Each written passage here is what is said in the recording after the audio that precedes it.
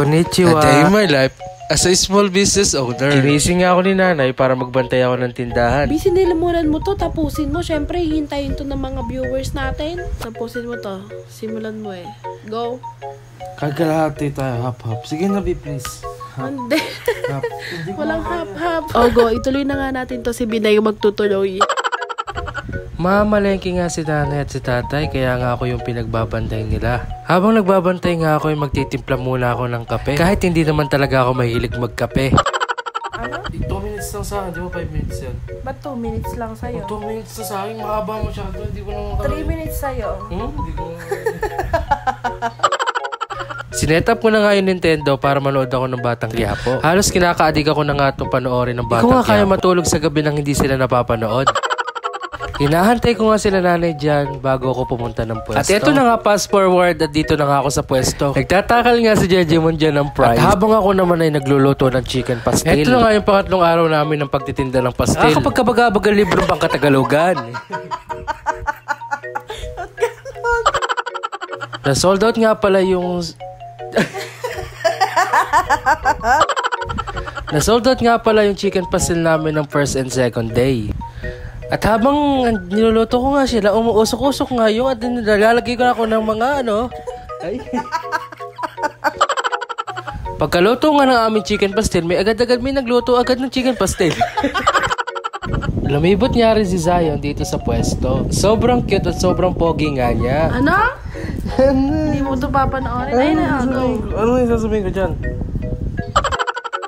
Ikaw na sa 3 minutes ha. Go. Sobrang cute at sobrang pogi nga ng pamangkin ko na to. Nung kinahaponan na nga, may umorder na sa akin na 4 na pastil. Take out nga to.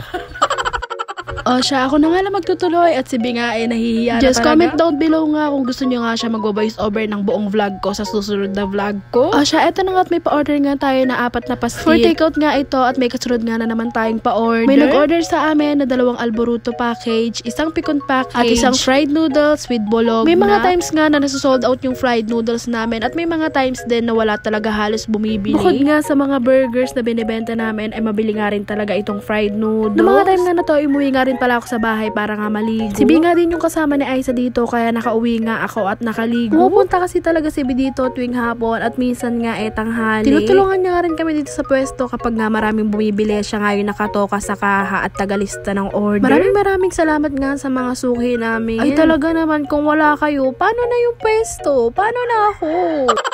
Di na nga rin nagtagal, may nagchat nga sa akin. O-order nga daw sila ng 2 pastil at 1 alboruto package. Eto nga ay for deliver. Nagdi-deliver nga kami minsan pag meron nga magdi-deliver or pag may kasama nga si Aiza dito sa pwesto. At minimum 100 nga lang din ang tinatanggap nga naming deliver. Pero minsan nga pag wala talaga magdi-deliver ay hindi talaga kami nakakapag-deliver. Kaya sorry po sa lahat ng hindi na-deliveran. Karamihan nga sa magpapa-deliver at pag sinabi ko nga wala magdi-deliver, naiintindihan naman nila, ipipick up na nga lang nila dito sa pwesto. Pero yung iba nga na wala talaga magpipick up, nagsusorry na lang talaga kami kasi wala rin talaga magde-deliver. At ato nga, hindi na nga rin nagtagal. Meron nga na naman umorder sa atin ng pastil. Thank you so much nga talaga at binabalik-balikan yung pastil natin at meron nga sila mga goods comment na masarap daw. Nakakatawa nga kapag bibili nga sila ng pastil, isa lang muna titikman nga nila. Tapos ayun, babalik nga ulit sila para nga bumili ng pastil kasi ang sarap nga daw. Dito nga ay sila pati nga yung customer namin, kasama niya nga yung mga kaibigan niya. At ito na nga rin yung last na pastil namin. Wala na nga rin talagang pastil, sold out na nga at wala na nga rin talagang kanin. Simot na simot talaga yung sinaing namin sa rice cooker dyan mga at ayan, alas 4 pangalan ng hapon, 4:44, wala nang pastil. Thank you Lord. Dahil nga rin mabilis maubos yung pastil, sa mga susunod na araw magdadagdag nga ulit tayo. Nandito na nga rin ako sa bahay, hindi na nga ako nakapag-video ng pagsasara namin at sobrang busy talaga. At ayun nga na naman si nanay, pagod nga yan, kakatapos nga lang maglaban yan, maghapon nga siya naglaba. Si tatay nga kakauwi lang galing biyahe pero siya nga yung nagbabantay ng tindahan. Andito na nga ang atipat nyo, sobrang haggard na ga at pagod na pagod. Salamat po sa pagbibigyan nyo ng oras sa akin para nga mapanood itong vlog ko. Ingat po kayo palagi.